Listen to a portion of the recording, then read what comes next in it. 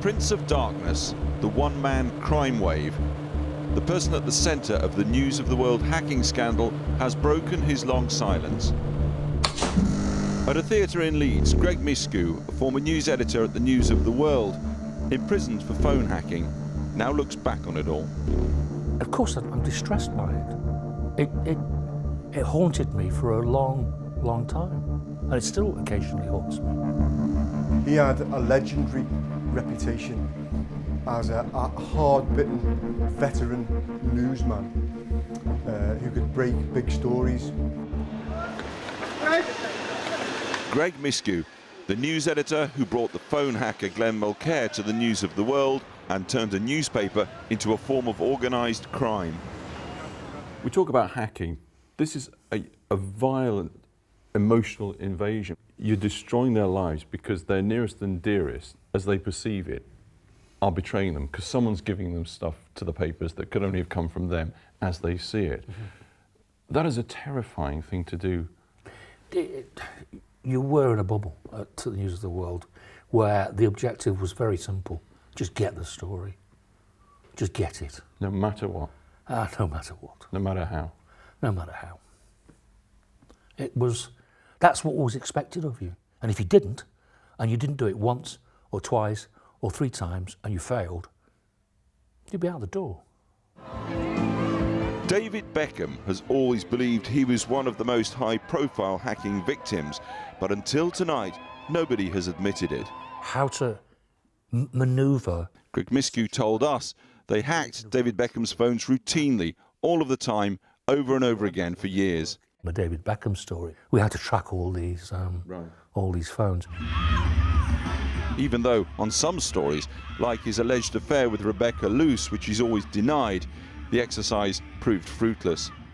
I'm not sure, from recollection, I don't think we got anything of any significance from doing Beckham's phones. You've got to understand something else as well about hacking, is that you would never ever run a story based on a piece of information from a voicemail. Nowadays, Graham Johnson's office is an antique dealer's emporium in South London. Convicted hacker, former tabloid journalist and now reporter with Byline.com, he persuaded Miskiw to face his past. He was a master of the dark arts. He was the man, he was Glenn Mulcaire's handler. Glenn Mulcaire was the private detective who hacked phones, hacked emails, who broke into confidential records. And Greg was the recipient of all that, or most of that illegal information. So he's been called like the King's Cross station of the dark arts, because it all went through him. But when the paper was exposed over hacking into the phone of the missing teenager Millie Dowler, a new low had been reached. It was to prove terminal for the paper. Miskiw says he was away on holiday. I was in Florida at the time, and I lay down on my bed and stared at the fan for a couple of hours thinking how awful. It was like a scene out of a movie. I was absolutely devastated. Absolutely devastated. But what would you say to him if I was Mr. Dowler? What would you say to him? Well, what could I say other than I'm terribly sorry it happened. It was more than a misjudgment. It was an appalling thing to do. All I'm saying. Did you authorise that? At the height of the scandal, Miskiw was saying little. I've said what I'm going to say, and that's it. Do you expect to be arrested when you return to the UK? I don't know. But now, after conviction and imprisonment, he's trying to rebuild his life. You've been, by your own admission, a one-man crime wave. You've been in good measure responsible for bringing down an entire newspaper. You've inflicted goodness knows what damage on goodness knows how many lives. What does Greg Miskiw say now to the world about all of that?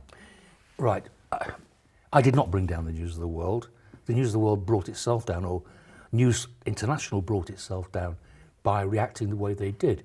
And if they had decided from day one to grasp the nettle and say, right, there is a handful of journalists who are doing this, we are going to get rid of them, the News of the World would still be running now.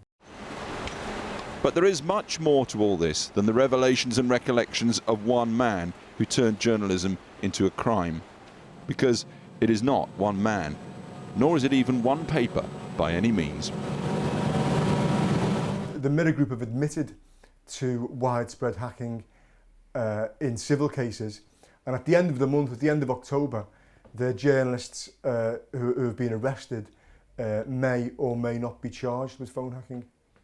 And for the Prince of Darkness too, this saga has a long way to run. If I'm a Prince of Darkness, I'm one of several princes. Maybe I'm more of a duke. Is this unfinished business? Are there many other newspapers out there who've got Yes. away scot-free, as Yes. you see it? Yes. We can't name names, but you are absolutely convinced of that? Absolutely 100%.